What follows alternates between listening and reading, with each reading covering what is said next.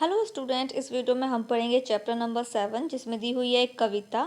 और कविता का नाम है अगर ना होता। मेरे पास क्लास 4th की हिंदी की बुक है जिसके 6 चैप्टर तक हम कंप्लीट कर चुके हैं। लिंक आपको डिस्क्रिप्शन बॉक्स में मिल जाएगा, आप चेक कर लीजिएगा। शुरू करते हैं बच्चों। इस कविता में हमें बताया गया है कि सूरज, चांद और नदी अगर ये नहीं होते, और इनकी विशेषताओं के बारे में बताया गया है, समझाया गया है कि अगर ये नहीं होते तो हमारे जीवन में कितनी सारी चीज़ें हैं जो बिल्कुल अधूरी रहती, और क्या क्या इनके महत्व है, ये किस किस काम आते हैं, ये क्यों ज़रूरी हैं, वो हमें इस कविता में बताया। तो शुरू करते हैं बच्चों। अगर ना होता चांद रात में, हमको दिशा दिखाता कौन। अगर ना होता सूरज दिन को, सोने सा चमकाता कौन। तो जैसे कि आपको पता ही है कि अगर रात में चंद्रमा ना निकले तो फिर हमें कैसे पता चलेगा कि कौन सा रास्ता कहाँ पर है, क्योंकि हम कितने सारे काम हैं जो रात में करते हैं, तो हमें वो कैसे दिखाई देता है, क्योंकि चंद्रमा जो है उसकी जो रोशनी है उसमें सारी चीज़ें दिखाई देती हैं।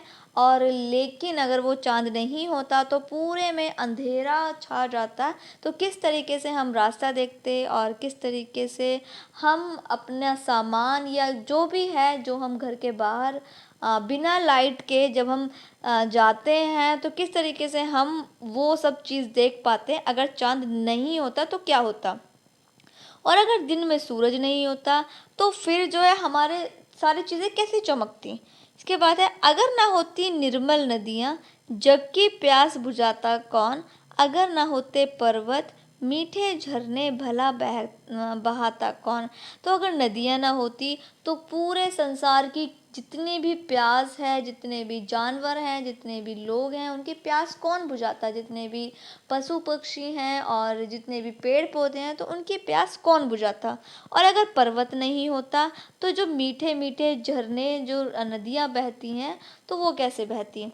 अगर ना होता पेड़ भला फिर हरियाली फैलाता कौन। अगर ना होते फूल बताओ खिलखिलाकर मुस्कुराता कौन। तो अगर पेड़ पौधे नहीं होते तो हरियाली कैसे आती, हमें वेजिटेबल यानी सब्जियां फल हमें कैसे मिलते, हरियाली कैसे होती, हमें ऑक्सीजन कैसे मिलती। कितनी सारी चीज़ें हैं जो पेड़ पौधों से बनती हैं, और दवाइयाँ बनती हैं, फर्नीचर बनता है, कपड़े बनते हैं, तो कितनी सारी चीज़ें हैं। तो ये सब हमें कैसे मिलते। और अगर फूल नहीं होता तो फिर हमें हंसना कौन सिखाता। अगर ना होते बादल नभ में, अगर आसमान में बादल ही नहीं होते तो इंद्रधनुष रच पाता कौन। तो हम इंद्रधनुष के जो रंग हैं वो कैसे देख पाते। अगर ना होते हम तो बोलो ये सब प्रश्न उठाता कौन। तो देखिए कितने सारे क्वेश्चंस अभी हम पूछ रहे हैं कि ये नहीं होता तो क्या होता, वो नहीं होता तो क्या होता। तो अगर जो है बादल नहीं होते आसमान में तो इंद्रधनुष कैसे बनता, और अगर हम लोग नहीं होते तो ये सवाल कौन करता, ये सवाल कौन पूछता, और किससे पूछते। अगर हम नहीं होते तो ये सवाल कौन पूछता। तो ये थी ये कविता, बहुत अच्छी कविता थी और बहुत ही सुंदर तरीके से इसमें लिखी हुई है। और ये कविता है संकलित। और इसके बाद अब हम करेंगे इसका बुक वर्क, जिसमें शब्दार्थ दिए गए हैं और शब्दार्थ दिए गए हैं जो कि आपको अपनी नोटबुक में करने हैं। उसके बाद कठिन शब्द हैं जो कि नोटबुक में करने हैं, और साथ ही साथ उसके बाद है प्रश्न के उत्तर। इन प्रश्नों के उत्तर सामने लिखे हुए हैं, एक बार समझ लेते हैं। चांद से धरती को क्या सहायता मिलती है। तो चांद से धरती को शीतलता मिलती है। सोने सा कौन चमकता है, सूरज। नदियाँ और पर्वत धरती को क्या देते हैं। तो नदियाँ और पर्वत धरती को जल और पर्वत झीलें देते हैं। बादल क्या करते हैं, बादल इंद्रधनुष बनाते हैं। इसके बाद है सही विकल्प जो कि मैंने यहाँ पर टिक कर लिए हैं, आप टिक कर लीजिए। और इसके बाद आ जाइए अगले पेज पर। कविता की पंक्तियाँ पूरी करनी है, वो भी कविता में से ही देखकर। तो मैंने यहाँ पर फिल कर दिए, आप भी फिल कर लीजिएगा। सही गलत है वो भी मैंने यहाँ पर फिल कर दिए, फिल कर लीजिएगा। इसके बाद प्रश्न उत्तर है। इन प्रश्नों के उत्तर मैंने यही आंसर साथ में ही लिख दिए हैं, आप चेक कर लीजिएगा। और यही आपको अपनी नोटबुक में भी करने हैं। अगले पेज पर आ जाइए। अगले पेज पर है व्याकरण बोध, जिसमें कुछ यहाँ पर शब्द दिए जा रहे हैं जिसमें दो दो अर्थ हैं।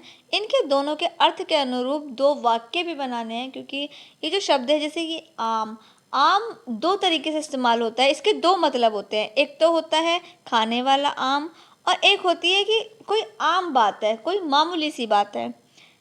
तो इस तरीके से दोनों शब्दों के अलग अलग अर्थ निकाल कर वाक्य बनाने हैं। तो मैंने यहाँ पर वाक्य बना दिए हैं।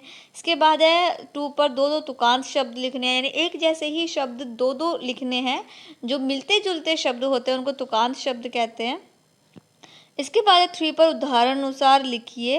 तो जिस तरीके से यहाँ पर एग्जाम्पल दिया हुआ है उसी तरीके से आपको भी आगे पूरा करना है। तो मैंने यहाँ पर नोट कर दिया है, आप नोट कर लीजिएगा और अगले पेज पर आ जाइए। अगले पेज पर है 4 पर चित्र देखना है और उनके दो दो नाम लिखने हैं। तो मैंने यहाँ पर ये भी नोट कर दिया है। उसके बाद है 5 पर सही विकल्प पर गोला बनाना है।